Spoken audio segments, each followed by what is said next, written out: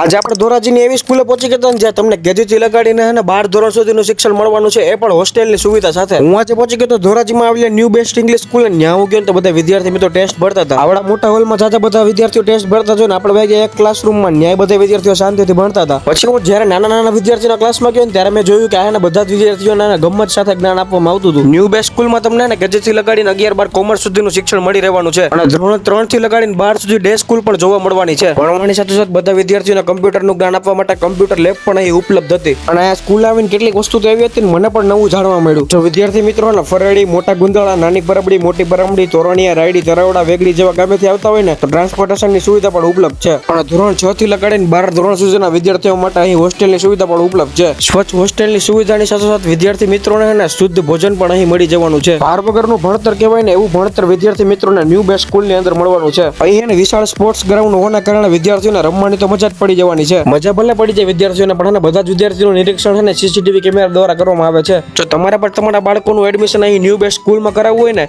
તો સ્ક્રીન પર નંબર આપી દઉં છું, તો તમે જલ્દીથી કોન્ટેક્ટ કરી લેજો.